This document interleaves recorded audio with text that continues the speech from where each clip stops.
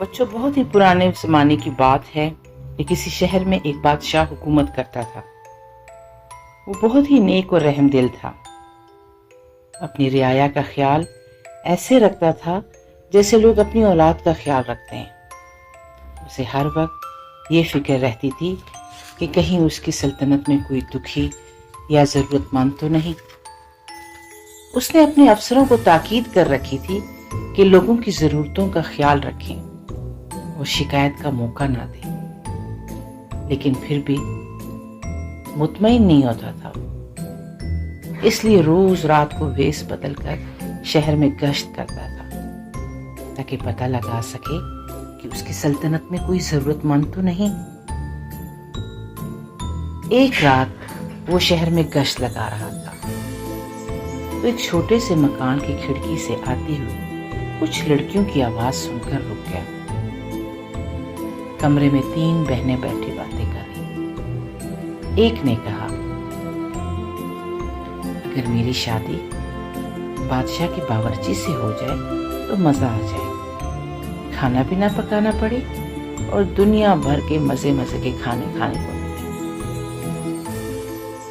دوسری لڑکی نے کہا، اگر میری شادی بادشاہ کے شاہی درزی سے ہو جائے تو مجھے اچھے اچھے کپڑے پہننے کو ملے۔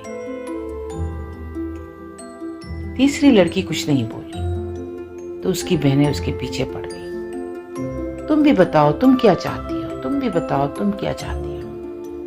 اس نے کہا، میں تو چاہتی ہوں کہ میری شادی بادشاہ سلامت سے ہی ہو جائے تو میرے عیش ہی عیش ہو جائیں۔ اس کی بہنوں نے خوب اس کا مذاق اڑایا۔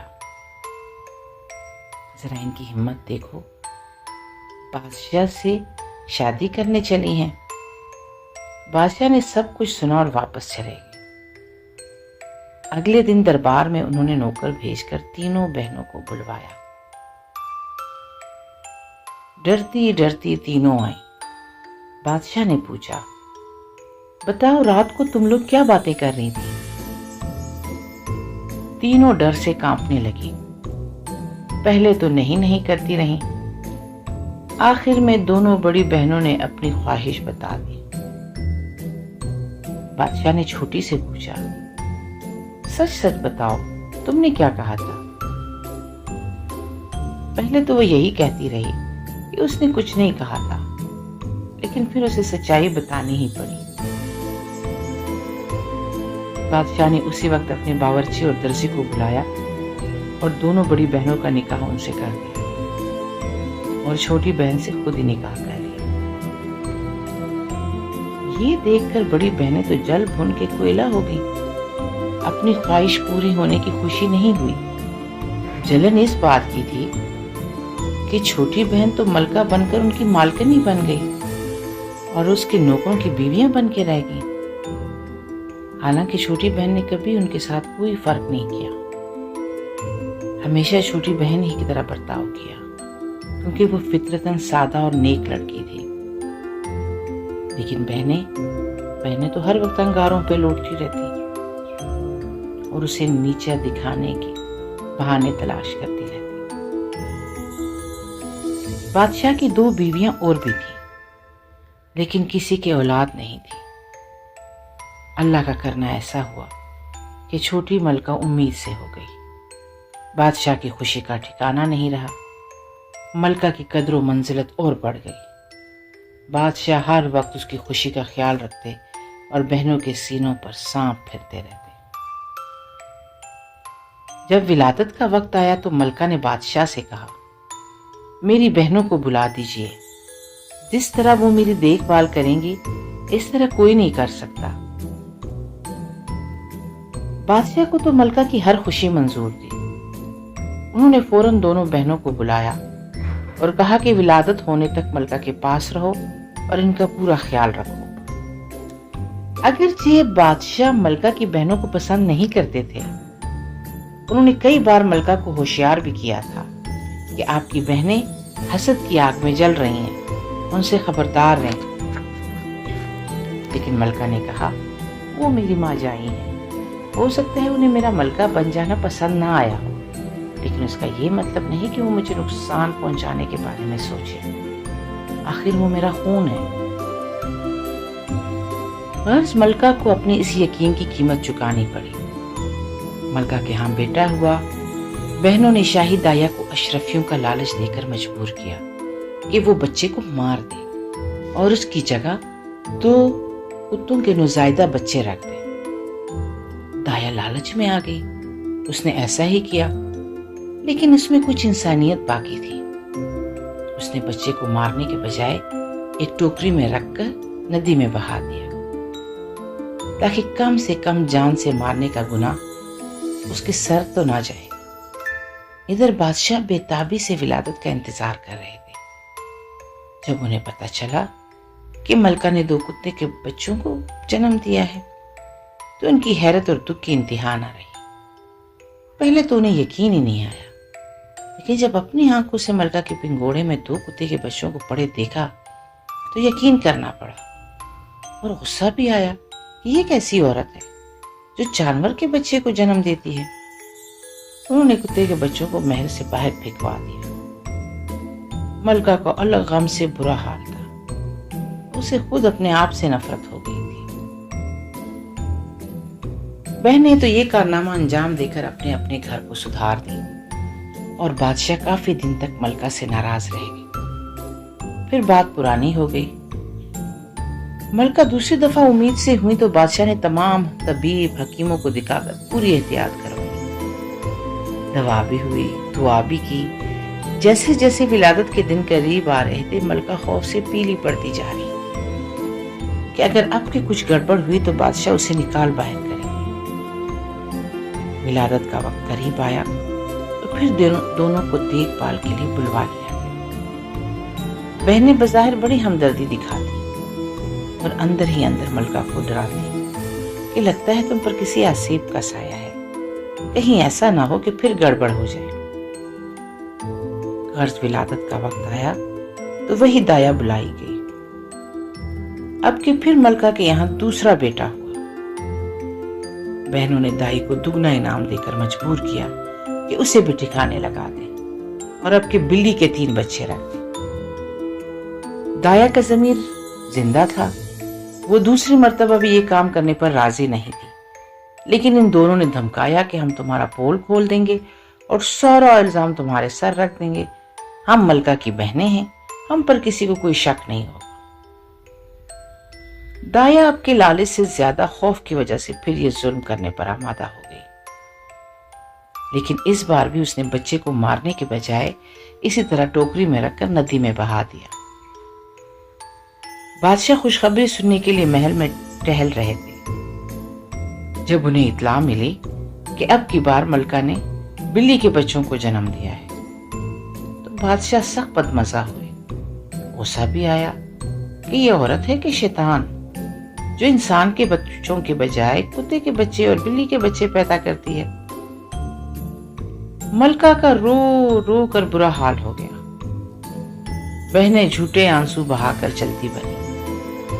बिल्ली के बच्चों को भी महल से बाहर फेंकवा दिया। सारे शहर में ये बात मशहूर हो गई कि मलका के यहाँ कुत्ते बिल्ली के बच्चे पैदा होते हैं। अब के बादशाह ने बहुत दिन तक मलका की सूरत नहीं देखी। बहनें बहुत खुश थीं, बार बार आकर झूठी हमदर्दी जताती रहती थी। खैर कई माह गुजर गए तो बादशाह ने फिर मलका के महल में आना जाना शुरू कर दिया। उन्हें भी अपनी खूबसूरत और कमसिन मलका से मोहब्बत थी।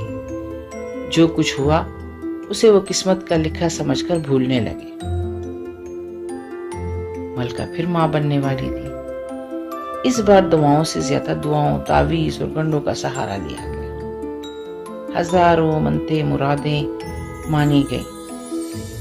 मलका की हालत डर के मारे दिगरगूं थी। वो जानती थी कि अब के अगर कुछ अनहोनी हुई तो उसका महल से निकाला जाना यकीनी है। फिर पैदाइश का वक्त आया और फिर से मलका की बहनों को बुलाया गया। बहनों को तो यही नागवार था कि बहन का उजड़ता घर फिर से कैसे बस गया। शाही दाया ने साफ इनकार कर दिया था कि अब के वो कुछ नहीं करेगी। दोनों ने धमकी दी कि अगर हमारी बात नहीं मानी तो फांसी पर लटका दी जाओगी। बादशाह पर अगर हमने शुबा भी जाहिर कर दिया कि उनके बच्चों को मारने में तुम्हारा हाथ था, तो तुम्हारे टुकड़े टुकड़े कर दिए जाएंगे। ताया ने एक बार फिर अपने ज़मीर का गला घोंट दिया। अब की मलका ने एक चांद सी बेटी को जन्म दिया। इस बार बच्ची को भी मारने का हुक्म मिला और ताया ने बच्ची को भी नदी में बहा दिया। इस मर्तबा मलका के पास एक सफेद रंग का चिकना पत्थर रख दिया गया और बादशाह को बताया गया कि मलका ने एक पत्थर को जन्म दिया है। बादशाह के सब्र और ज़ब्त की कोई हद ही नहीं। उन्होंने हुक्म दिया कि ये औरत नहीं कोई बदरू है, उसे महल की छत पर कवे हाँकने के लिए बिठा दो। अब ये बाकी जिंदगी कवे हाँकेगी। बादशाह के हुक्म की तामील की गई। रोती पीटती मलका को टाट के कपड़े पहनाकर महल की छत पर बिठा दिया गया। बहनें बज़ाहिर झूठी हमदर्दी दिखाती, मगर मच के आंसू बहाती और दिल ही दिल में खुशियां मनाती, अपने अपने घरों को सुधारती। अब की मलका को अपनी बहनों पर शक हुआ, क्योंकि इस बार उसे इतना होश था कि बच्चे के रोने की आवाज उसने भी सुनी थी। फिर वो पत्थर में कैसे बदल गया? लेकिन अब कुछ नहीं हो सकता था। उसकी किस्मत में यही लिखा था कि महल की छत पर बैठकर कवे उड़ाए और लोगों की मलामत का निशाना बने। अब इधर का हाल सुनो। नदी के दूसरे किनारे पर एक बड़ाई का घर था। बड़ाई अपनी बीवी के साथ एक झोंपड़ी में रहता था। उसकी कोई औलाद नहीं थी। उसकी बीवी के साथ वो एक झोंपड़ी में रहता था। औलाद भी नहीं थी। उसकी बीवी औलाद के लिए तरसा करती थी। एक दिन बड़ाई जंगल से लकड़ी काट काट के ला रहा था कि उसे किसी बच्चे के रोने की आवाज आई। उसने इधर उधर देखा तो क्या देखता है कि नदी में एक टोकरी बहती चली आ रही है, जिसमें एक नौज़ायदा बच्चा कपड़े में लिपटा हुआ है। बड़ाई ने पानी में उतरकर टोकरी में से बच्चे को निकाल लिया और अपने घर ले आया। उसने अपनी बीवी से कहा, देख, तू औलाद के लिए रोया करती थी ना, अल्लाह ने हमें एक बच्चा दे दिया। इसकी रहमत निराली है, वो अपने बंदों को मायूस नहीं करता। बीवी ने लपक कर बच्चे को संभाल लिया और अपने सीने से लगाया। घर में एक बकरी पली हुई थी, फौरन उसका दूध पिलाया तो बच्चा चुप हो गया। लकड़हारे ने बीवी को बताया कि उसे ये बच्चा नदी में बहता हुआ मिला है। जिस कपड़े में लिपटा हुआ था वो तो बहुत कीमती था। मैं समझ गया ये किसी अमीर आदमी का बच्चा है। न जाने किस मजबूरी के तहत माँ ने अपने कलेजे के टुकड़े को अपने आप से जुदा किया होगा। लकड़हारे ने उस कपड़े को संभाल कर रख लिया और दोनों मियाँ बीवी उस बच्चे की परवरिश करने लगे। बच्चा बहुत ही खूबसूरत और खुश मिजाज था, उन्हें जरा तंग नहीं करता था। वो दोनों तो अल्लाह का शुक्र अदा करते नहीं थकते थे। बच्चा बड़ाई के यहाँ पलता रहा। अभी वो पूरे 2 साल का भी नहीं हुआ था कि एक दिन बड़ाई को वैसे ही दूसरी टोकरी में बहता हुआ एक और बच्चा मिला। ये भी लड़का था और ये भी एक कीमती दुपट्टे में लिपटा हुआ था। बड़ाई उसे भी घर ले आया, दुपट्टा संभाल कर रख लिया और बच्चा बीवी के सुपुर्द कर दिया। ले, तू एक बच्चे के लिए मरी जाती थी, अल्लाह ने तुझे एक और बच्चा दे दिया। बड़ाई और उसकी बीवी बहुत खुश थे। ये बच्चा बड़े बच्चे से मुशाबहत रखता था, इसलिए उन्हें ये समझने में देर नहीं लगी कि ये दोनों बच्चे एक ही माँ बाप की औलाद हैं। दूसरा बच्चा भी बकरी के दूध पर पलने लगा। बड़े बच्चे को तो एक साथी मिल गया, वो भी बहुत खुश था।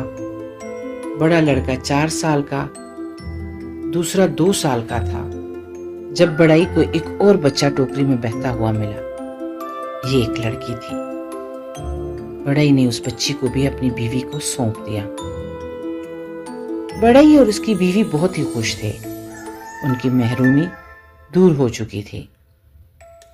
تینوں بچے بے حد خوبصورت اور پیارے تھے، کسی شریف خاندان کا خون معلوم ہوتے تھے اور شکل صورت سے بھی سگے بہن بھائی لگتے تھے۔